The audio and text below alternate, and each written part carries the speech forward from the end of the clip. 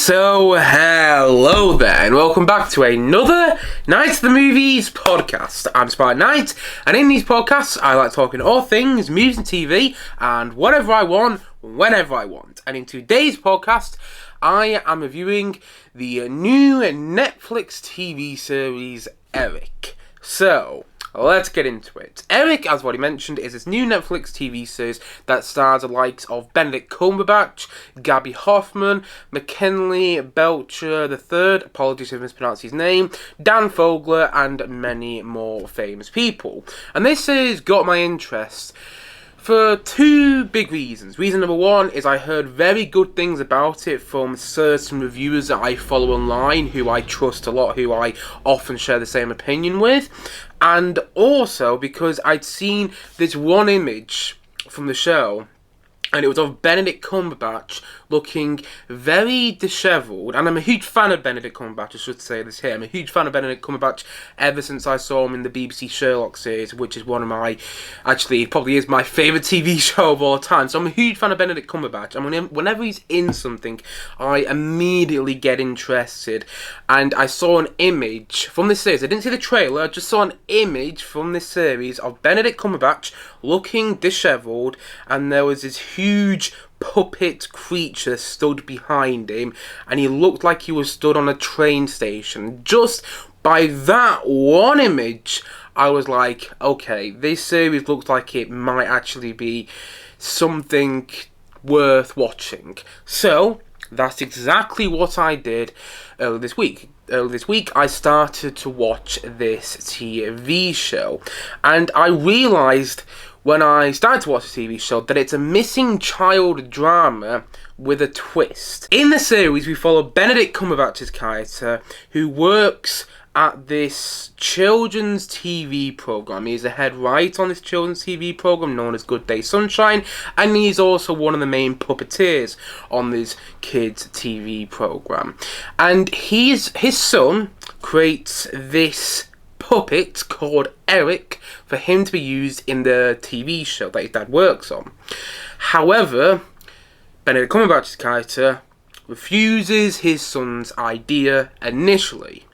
But then his son goes missing, and Benedict Cumberbatch's character, the protagonist in the series, thinks that he can get his son back. His son will come home if he gets the puppets that his son created, called Eric, on this kids TV program called Good Day Sunshine.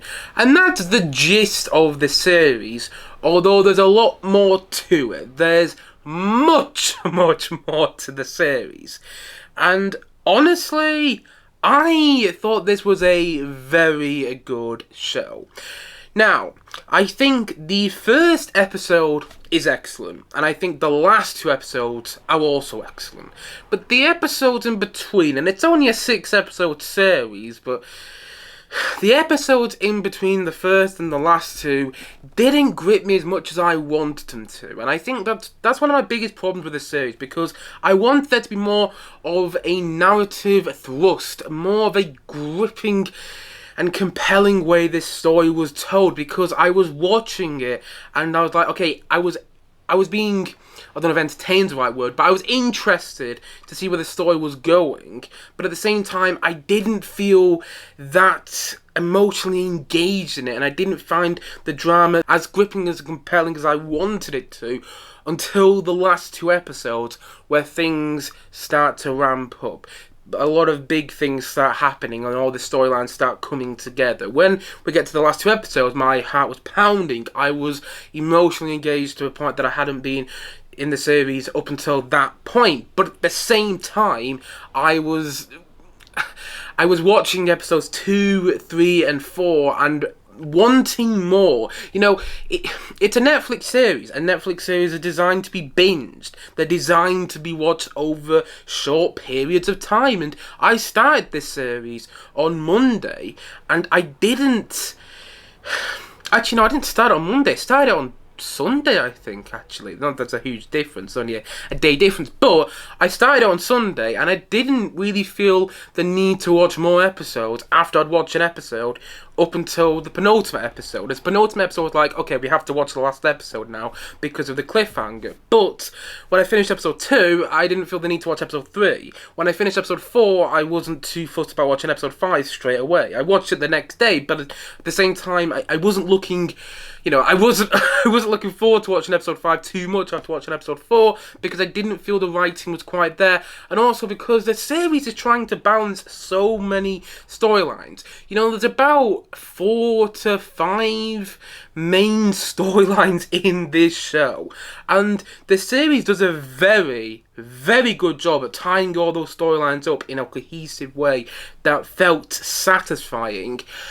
But it also meant that in the middle of the series, in the episodes that I didn't love, there wasn't as much balance in those 4 to 5 storylines as I wanted there to be. Like, they weren't the best balance with one another. Like, my favourite aspect of the series is Benedict Cumberbatch's storyline, where he has this puppet creature called Eric that his son created, who is following him and is basically the voice inside his head. Everyone's got their voice inside their head that tells them they're doing something wrong or they're doing something right and that they should be doing better and everything like that. I've got that voice going on right now, actually. I have that voice going on myself quite a lot, and that's one of the things I really liked about this series, how it delved into that, and I'm going to get into that in more detail later on in this review.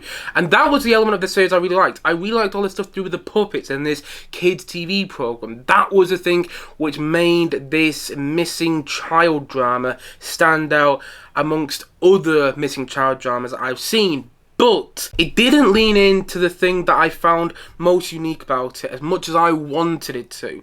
Instead, it felt like it lent more into these storylines we've seen covered in similar ways in other missing person dramas, and I wish that there was more focus on the kids TV program aspect of the series and more focus on the Eric part of the series, because when Eric is in the series, it's great, it's working really well, but I just felt that he wasn't in it as much as he could have been. I would have liked him to be in it more.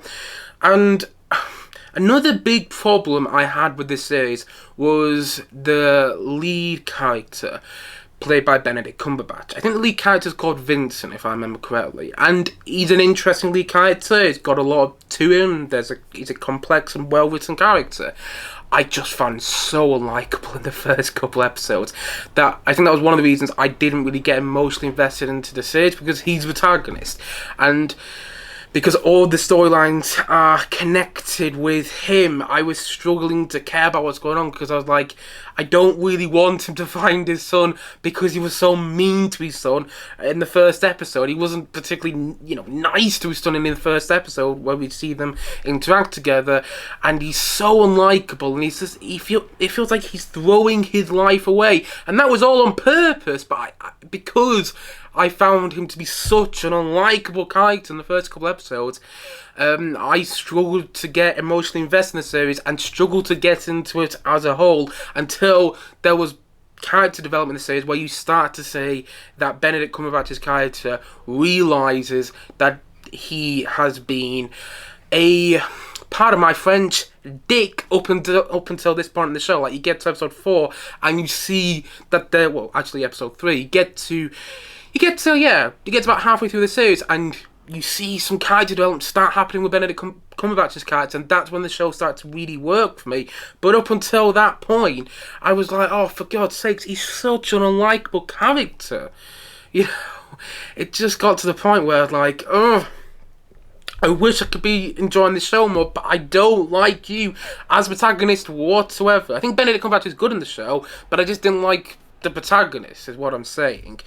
And the series has many other problems as well. I don't think it's as gripping as I wanted it to be, and I think that's my main big problem. If the series was more gripping, I think I would have got more out of it.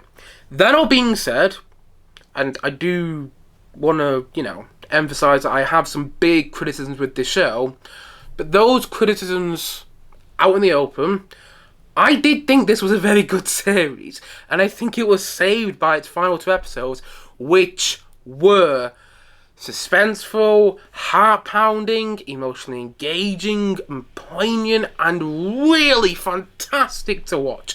The last 2 episodes sold this as a very good series even, because everything that I felt was a bit of a drag before the last 2 episodes was all important and came together. Things that I didn't think were going to be important turned out to be very important, and I really liked how the last 2 episodes tied everything together in this neat bow that was so incredibly satisfying, and I didn't think that I was going to find the end of this series to be as heartwarming as I did, but yeah, the series had a heartfelt ending to it. I mean, there's some really heartbreaking moments and some really heartbreaking ends to certain storylines in the show, but also it's got a heartwarming ending at the same time. It's got a bittersweet ending, and I mean bittersweet with a capital B. There's the bitter part of it all in the ending, which is really sad to a certain degree, but then there was also the sweet part of the ending, and I really liked how this series tied everything up, and just, yeah, I loved the last 2 episodes. I thought they were riveting, emotionally engaging, and really great ends to the series. The last 2 episodes, I thought, pulled it out of the bag. And I did think the performances were all fantastic as well. I mean, Benedict Cumberbatch, I didn't love him in this series, I must admit. And I like Benedict Cumberbatch quite a lot as an actor, as what he said. I liked him ever since I saw him in the BBC Sherlock series, in which he played Sherlock, the lead role in that series. But ever since he played Sherlock, it seems like he's been playing that character, or a variation of that smart, obnoxious, know-it-all character in quite a lot of the roles he's been cast in, whether it's Doctor Strange or in The Imitation Game or in, plenty of films he's been in. He seems to be playing that sort of smart, witty, obnoxious, and know-it-all character in a lot of the stuff he's been in. And he plays that a bit in this series, and I'd actually say in the last episode, or was it the second to last episode, one of the last episodes in this series, it felt like he was really verging into his Sherlock performance a bit. It felt like he was, actually not just a bit, it felt like he was playing Sherlock at one point, because I remember at the end of Sherlock Series 3, there was this whole thing about, and spoiler here if you haven't seen Sherlock, but the show's been out for like 10 years now, at least Series 3 of the show's been out. There was a thing at the end of Series 3 where Sherlock got shot, and when he got shot, he was dying, and his body was, he was fighting with his body, and there was all this stuff going on in his mind palace. And if you've seen Sherlock, you know what I'm talking about. And I really loved that in Sherlock, because I hadn't seen Benedict Cumberbatch do that before. But he does kind of the same thing here. It's not a spoiler, but something happens to him in the second to last episode. It's not the same thing that happened to him in Sherlock, it's something else. He doesn't get shot, but something happens to him in the second to last episode. And it felt like he was doing his Sherlock performance all over again. I thought he was good in this series, because he was playing against the role he's usually cast as. Yes, he's a smart character in this, but the series also uses the fact that he's played smart characters and a lot of stuff he's been in before against him. It plays into that. You think he's going to be smarter than he actually is, but then you realise that the character's actually got a lot of problems, in his personal life. And I really like how he was not playing the role I usually see him play.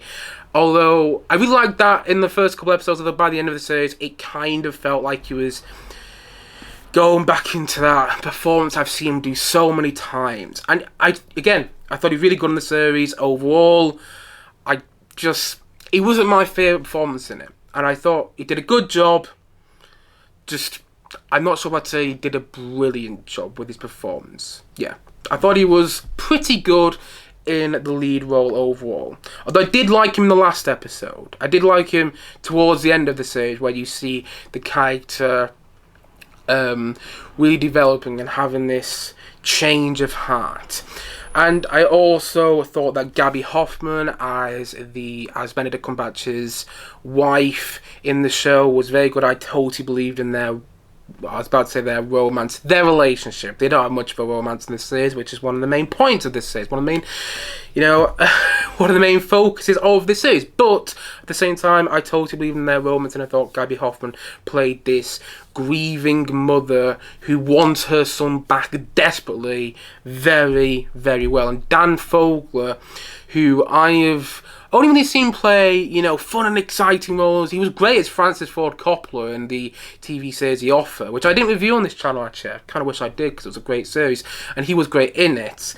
And he plays a very different character in this series than he does in The Offer.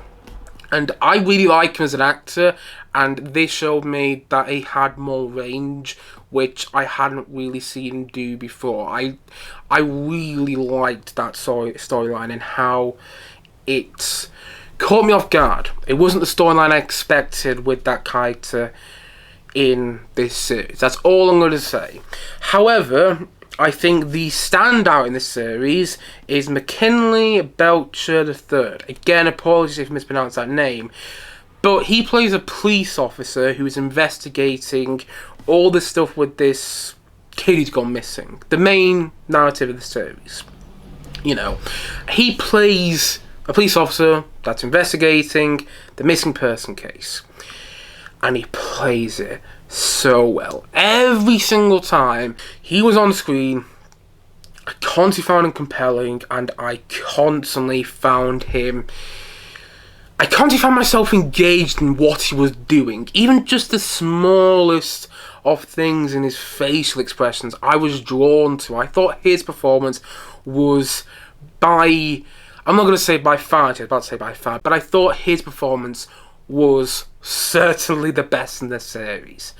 And he was acting up in scenes, opposite Benedict Cumberbatch. And again, I thought Benedict Cumberbatch was good in the show.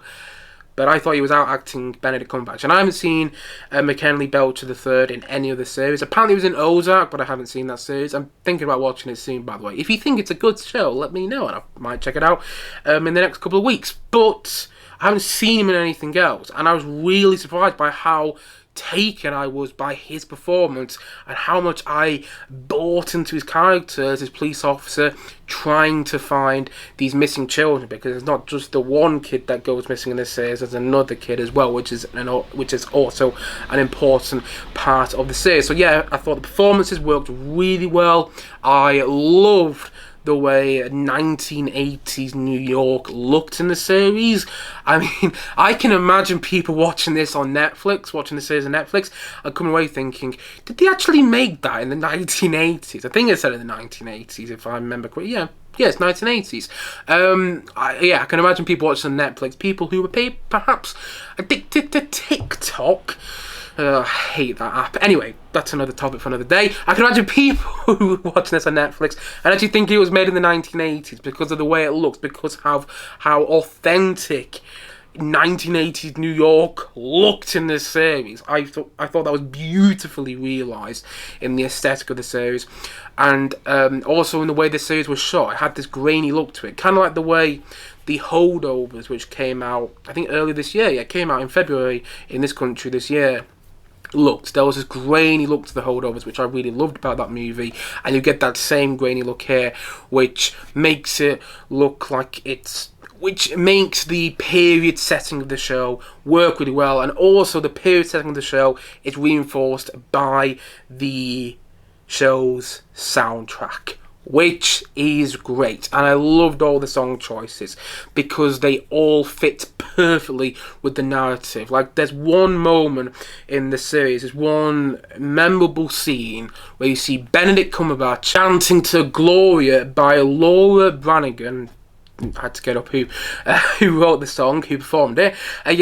One very, very memorable moment in the series where you see Benedict Cumberbatch dancing to Glory by Laura Branigan, which not only was a very enjoyable moment in the series and actually added some life to the series, some much needed life, which I thought the middle episodes of the series was lacking. But also, the song, I've listened to it since I watched how the song was used in the show, if you follow me, and the song seems to be about voices inside your head. And the way the song was used in the show, I thought was brilliant, because not only, again, was the scene really enjoyable to watch, watching Benedict Cumberbatch dance so well to this song, and add more life to this series, but also it added more meaning to that moment. And I really thought that worked. And yeah, the soundtrack overall was great and did a great job, helping give that 1980s feel to this series. And kind of on with what I was briefly just talking about then, with the voices inside your head.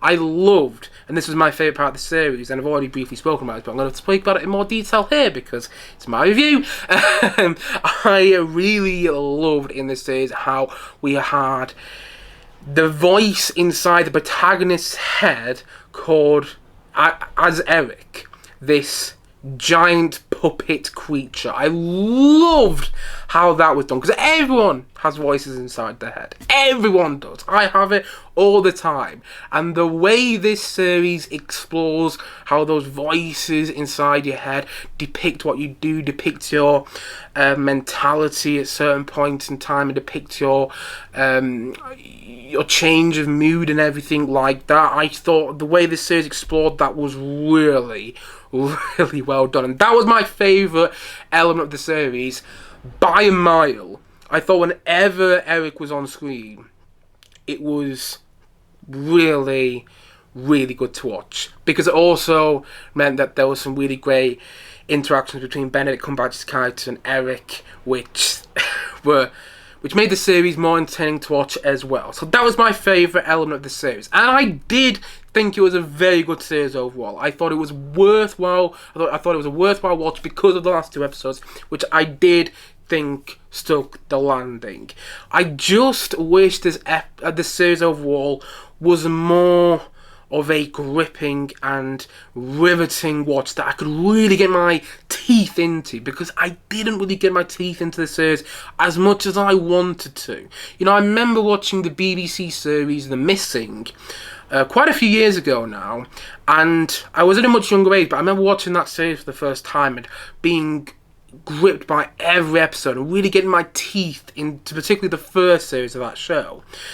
But I didn't feel that with this series, and I really wanted to. And I did think perhaps if this was a series shown on a broadcast TV channel like, I don't know, BBC or ITV or Channel 4, it might have had more of an effect, because I would have been watching it weekly and maybe I would have been thinking about it more, theorising about what would have happened. But instead, because I watched it on Netflix, I was able to watch it at my own leisure, which I enjoy doing, but also it's sort of reminded me why I don't like watching TV shows on streaming when all the episodes are there already, because I think it loses something. It can lose some momentum, and perhaps if I did watch the series all in one, I would have felt that momentum more, would have felt that grip more, and would have really got my teeth into this series. But I think because I watched it over the course of a week, I didn't get into it as much as I wanted to, because my head was on, because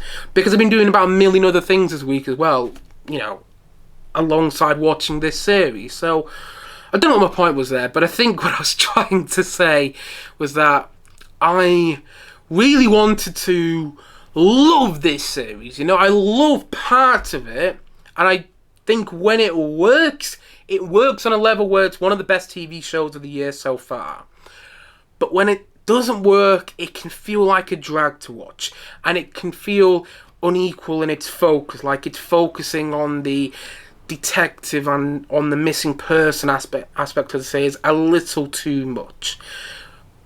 And I think also it doesn't help that the protagonist of the series is so unlikable for the first few episodes, that I struggled to get into it properly until things started to ramp up.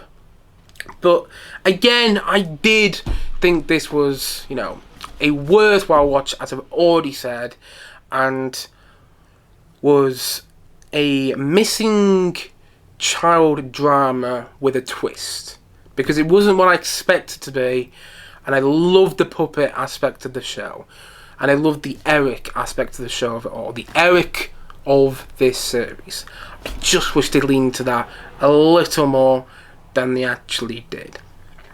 But I still thought this was a very good piece of television. And so, all in all, I'm going to say that Eric, I'm going to say it's a 7.8 out of 10. When I was writing my notes for this review today, I did put down that I was going to give this series an 8 out of 10.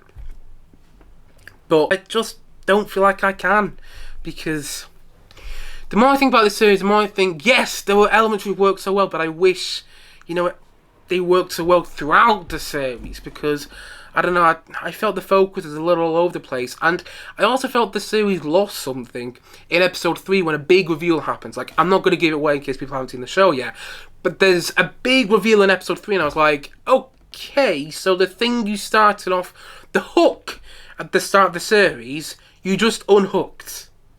And there is a bit more to the hook, which makes it still somewhat compelling, but it wasn't quite as compelling as I wanted to be, because the hook at the start of the series gets unhooked a little bit, which takes away something from the overall narrative. Again, if you've seen the series, you probably know what I'm talking about there. If you haven't, you're probably thinking I'm talking about hooks all of a sudden. But,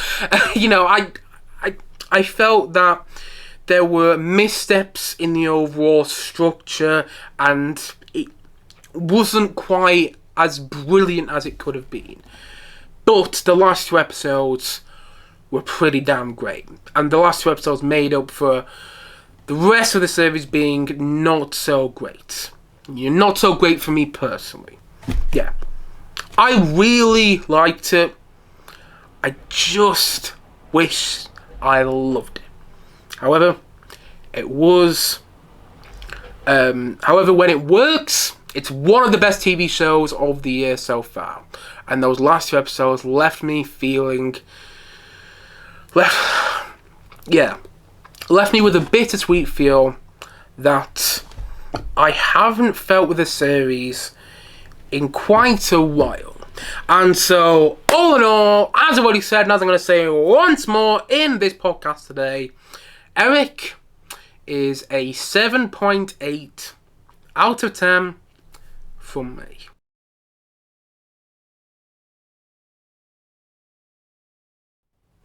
Anyway, guys, that's it for today's podcast. If you have seen Eric, please let me know your thoughts on it in the comment section below. Maybe you love this series and it's one of your favourite series of the year so far, or maybe you weren't too big on it. Whatever your thoughts are on this series, please let me know in the comment section below. And as always, thank you for watching or listening to this podcast. And if you haven't yet, please do click down below and like and subscribe on this podcast. I look forward to many more podcasts coming very, very soon on this channel. As I've already said, thank you so much for watching or listening to this podcast. And, well, that's it for today. So I'll see you guys again soon. But bye for now. Bye.